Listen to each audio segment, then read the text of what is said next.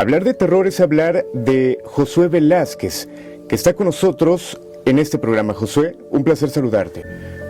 Vamos a viajar un poquito en el tiempo, el año 2000, una llamada telefónica que hasta el día de hoy sigue resonando, que se sigue reproduciendo en el programa más exitoso en cuestión paranormal, La Mano Peluda. ¿Te cuesta trabajo platicarlo? Ahora ya no. Después de esa llamada, fue una llamada impactante. Sé que no fue la única, hubieron más, pero fue tal vez, no sé a qué se deba.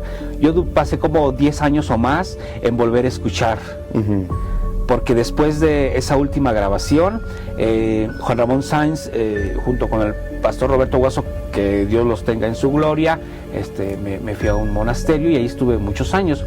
Y sí era complicado, era complejo hablar de esas experiencias, pero ahora ya no, porque he evolucionado, porque he aprendido a manejar las emociones, porque además esto es una cuestión espiritual, no es nada mental o una creación de mi imaginación, sino fue una materialización del mal, como la han habido en muchísimas otras experiencias, y a lo mejor fue lo que Dios me hizo transitar, ¿no?, para estar ahora en esta posición de hablar de cosas. Y en esa ocasión, Alan, tal vez no tenía ni siquiera la intención de revelar tanto. Aunque sí estaba en un momento angustioso, en un momento de mucho nervio, de miedo, de mucho y siendo susto. Atacado, ¿no? Sí, o sea, sabía que si decía de más o hablaba, iba a ser atacado.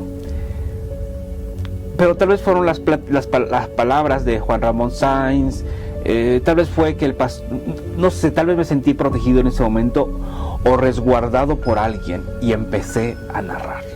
Pienso que pude haber simplemente colgado y yo hubiera seguido con mi vida, a lo mejor estuviera muerto.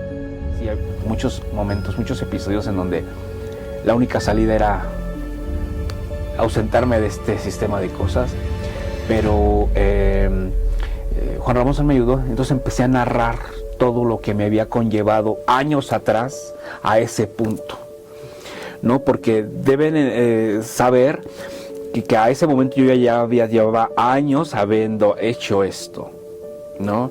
Es decir, yo desde muy joven había iniciado con el estudio y esta práctica religiosa, pero pues llegó un momento en donde pues mejor mi camino no era por ahí, no lo soporté, no lo toleré. ¿Pero en qué momento decides, quiero ser diferente, vender el alma a realizar un pacto? Tengo entendido.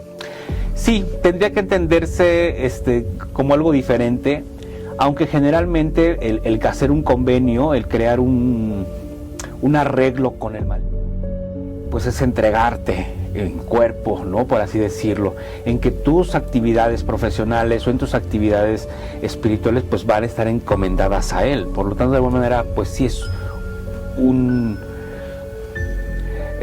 es entregarte tu alma prácticamente, aunque hay cosas espirituales que sí trascienden. El pingo sí puede venir a reclamarte. Bueno, yo hice convenio y no sé, yo pienso que tenía como 15 años, tal vez antes. ¿Eras consciente de lo que estabas haciendo o quizá no del todo? Sí. ¿Sí eres consciente? Sí, yo siempre, si no hubiera podido investigar, si no hubiera... Ahora soy cobarde. O sea, antes no me daba miedo abrir un libro, leer y tener unas ansias de verdad. Sentía yo unas ansias ya por memorizar un rezo y recrear en mi mente cada paso de cada ritual que yo leía, ¿no? Salir en la madrugada, ir a escarbar en el panteón o simplemente subir a un cerro, ¿no?, en la madrugada. O sea, era pues muy joven. Ahora soy muy restrictivo para eso, ¿no? Entonces, aproximadamente a los 15 años comienzas a informarte y decides hacer un pacto. En la casa pues somos muy religiosos, mi mamá nos enseñaba mucho, entonces fue la Biblia, mi primer libro que empecé a estudiar, y dije, si aquí dice que el demonio existe, y, o sea, entonces sí existe. Entonces empecé en su búsqueda.